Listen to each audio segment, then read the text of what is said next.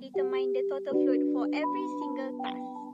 By doing this, it taught me a critical lesson in risk management and understanding flexibility. For example, key milestone activities like site possession and installation of site hoarding and fencing resulted in a total float of 0. This flagged them strictly as critical path activities.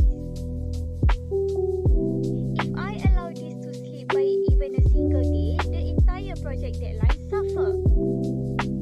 On the other hand, non-critical tasks like setting up the site office show a float of 8 days and giving me a flexible buffer to redirect labor or resources dynamically without delaying the final completion date. Once the schedule and weightage were locked down, I moved to the S-curve tab to build a visual progress baseline. The S-curve is essentially the pulse of a project construction.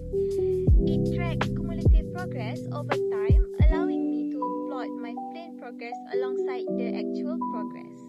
As I analyze the curve from week 1 to week 26, it acts as an early warning system. In the initial week, the curve shows a slow, gentle slope during mobilization, followed by a steep acceleration as a major structural works kick in. By mapping real-time data against my baseline, I could instantly spot variances.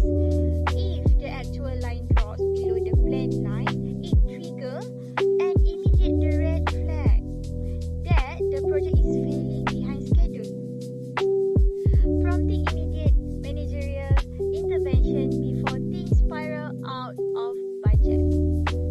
The true takeaway from this individual study wasn't just managing these tools separately, but we need to understand how they integrate. When my S-curve warns me that the actual progress is lagging behind the plan, I don't just randomly push everything to work harder. That would waste money and labor. Instead, I cross-reference my S-curve with my critical path table. I ignore the tasks that have a high float buffer and immediately inject additional manpower or schedule overtime to the critical path tasks with 0 float.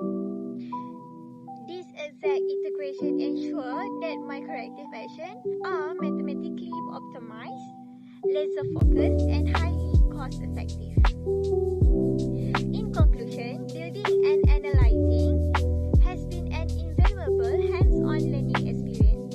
It has shifted my perspective from seeing project management as just basic data entry to realizing it is a highly strategic science of balancing time, resource constraints, and risk. Mastering the synergy between the S-curve and the critical path method gives me the practical confidence needed to handle real-world